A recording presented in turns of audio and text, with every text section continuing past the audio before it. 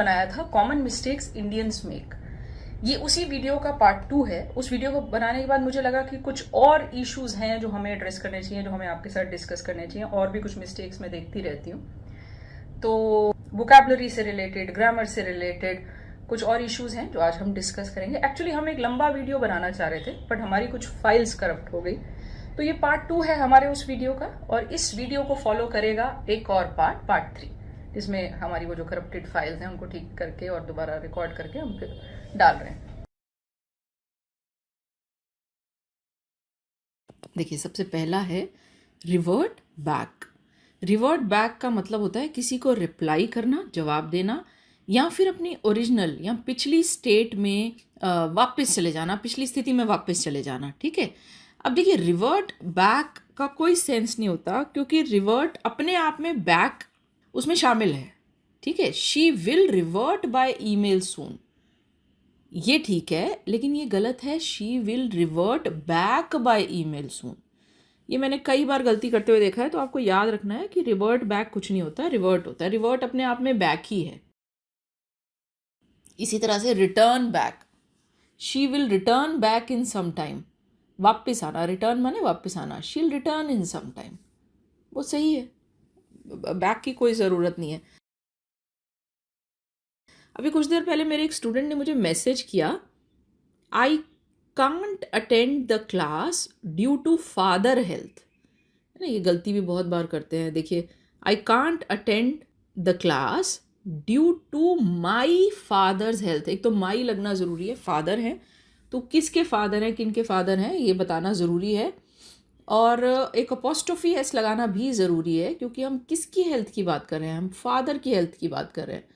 तो हेल्थ उनकी है, फादर हेल्थ का कोई मतलब नहीं होता। फादर की हेल्थ, फादर्स ब्रदर, फादर के ब्रदर। जब किसी के साथ एक बिलोंगिंगनेस की या कनेक्शन की बात होती है, कोई चीज़ किसी को बिलोंग करती है, तो हम अपोस्ट्रोफी एस लगाते हैं।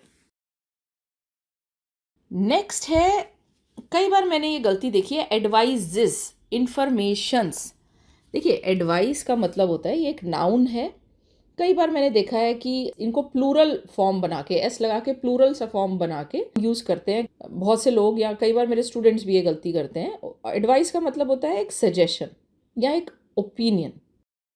एडवाइस जो है ना, वो एक नॉन काउंट नाउन है, एक मास नाउन है, इसका प्लूरल फॉर्म नहीं होता। सिमिलरली इंफॉर्मेशन भी एक अनकाउंटेबल नाउन है, एडवाइस एक अनकाउंटेबल नाउन है। अनकाउंटेबल नाउन्स के प्लूरल फॉर्म्स नहीं हुआ करते, इस चीज़ का आप ध्यान रखिए। आप ये कह सकते हैं, हाँ, अगर आप इसको प्लूरल की तरह कहीं पे प्रेजेंट करना चाहते हैं तो आप कहिए a piece of advice, his words of advice. ठीक है, to refer to multiple pieces of advice. तो अगर आप प्लूरल की, हाँ, एडवाइस को एक प्लूरल की फॉर्म में अगर आप प्रेजेंट करना चाहते हैं तो एडवाइजेज नाम की कोई चीज़ नहीं होती। तो फिर आप कहेंगे अ पीस ऑफ एडवाइस, या मल्टीपल पीसेज ऑफ एडवाइस, या वर्ड्स ऑफ एडवाइस।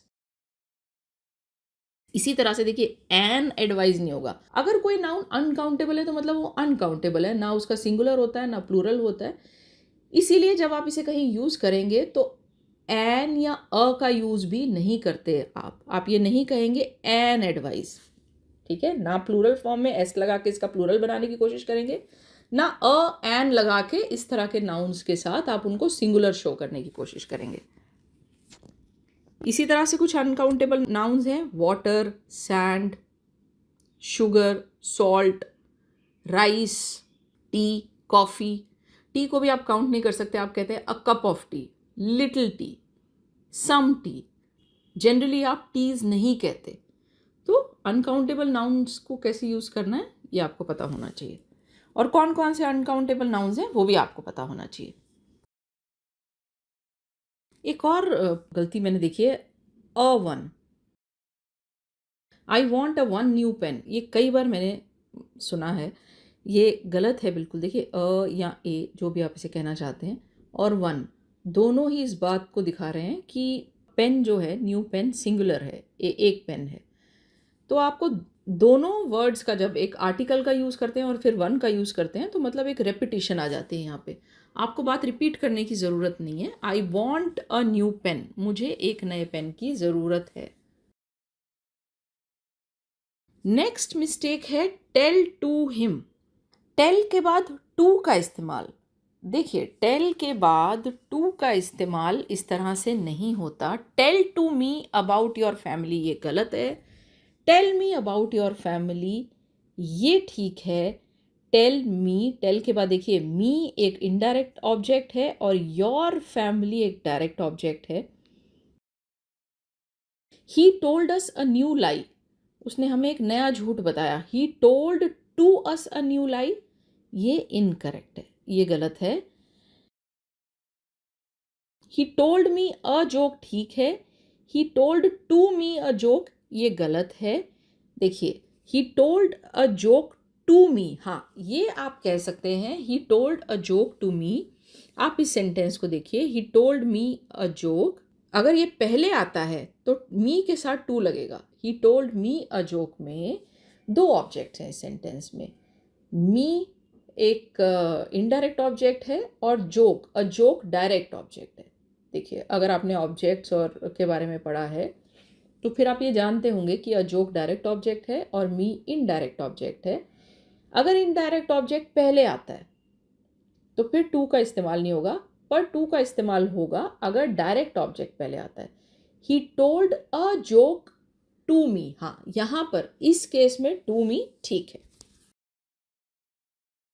कभी कभी एक इंस्ट्रक्शन के लिए, कमांड के लिए हम टेल के साथ एक इनडायरेक्ट ऑब्जेक्ट लगाते हैं और फिर एक टू इन्फिनेटिव भी लगाते हैं। एक इन्फिनेटिव लगाते हैं, टू वाला इन्फिनेटिव, टू के साथ वाला इन्फिनेटिव।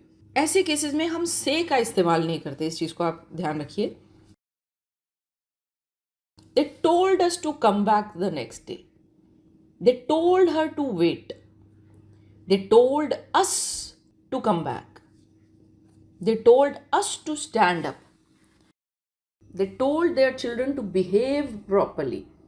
So इन सब केसेस में told के साथ या tell का जो past है V2 फॉर्म है उसके साथ एक इनडायरेक्ट ऑब्जेक्ट आ रहा है और फिर उसके बाद एक टू प्लस इन्फिनेटिव आ रहा है। सभी केसेस में या तो कोई कमांड दी जा रही है या कोई इंस्ट्रक्शन दी जा रही है।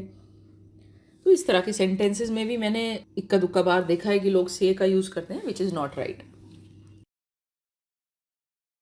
टेल को देखिए हम अक्सर tell the truth, tell a story, tell me about yourself introduction के लिए यूज करते हैं। Tell me about the incident, tell me what happened that day, उस दिन क्या हुआ था ये बताइए। Tell a lie, tell a joke, इन सब के साथ टेल का इस्तेमाल होता है, just for your information. So आज के लिए इतना ही।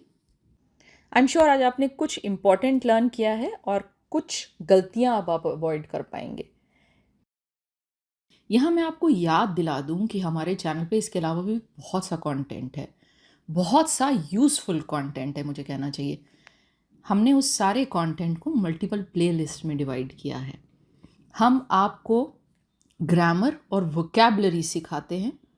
ये आपकी मदद करते हैं अपनी लैंग्वेज को एक्यूरेटली लिखने और बोलने में।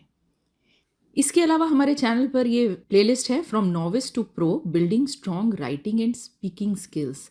यहाँ हम आपको बेस्ट प्रैक्टिसेस सिखाते हैं जो आपकी मदद करते हैं इम्प्रेसिवली और इफ़ेक्टिवली राइटिंग और स्पीकिंग करने में।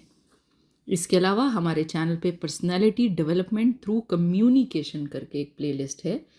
इस प्लेलिस्ट में वो वीडियोस हैं जो आपको सिखाते हैं कि कैसे आप अपनी कम्युनिकेशन को ऑप्टिमाइज कर सकते हैं। देखिए पहला स्टेप है कि आप लैंग्वेज सीखते हैं, आप ग्रामर और वोकैबुलरी ठीक से सीखते हैं, लैंग्वेज को एक्यूरेटली लिखते हैं। सेकेंड स्टेप है कि आपकी राइटिंग और स्पीकिंग थोड़ी इम्प्रेसिव हो जाती है। वो टिप्स हम आपको देते हैं from novice to pro, building strong writing and speaking skills वाली अपनी प्लेलिस्ट में। इसके सभी वीडियोस इंग्लिश में हैं। उसके बाद जो नेक्स्ट स्टेप है कि कैसे आप अपने कम्युनिकेशन को ऑप्टिमाइज कर सकते हैं, उससे रिलेटेड जो वीडियोस हैं वो सब के सब पर्सनैलिटी डेवलपमेंट थ्रू कम्युनिकेशन हमारी इस प्लेलिस्ट में है।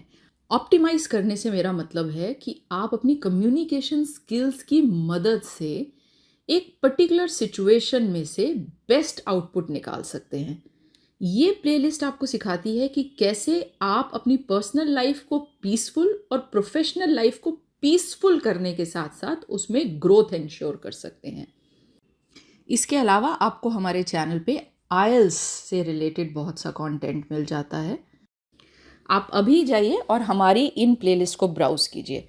अगर आपको हमारा मटेरियल यूज़फुल लगता है, and I can assure you हमारा मटेरियल यूज़फुल है, तो आप हमारे वीडियो को लाइक कीजिए, अपने कमेंट्स छोड़िए, अपने दोस्तों और फैमिली मेम्बर्स के साथ शेयर कीजिए। हम आपसे जल्द ही मिलेंगे अपने नेक्स्ट वीडियो के साथ। Bye bye, see you soon.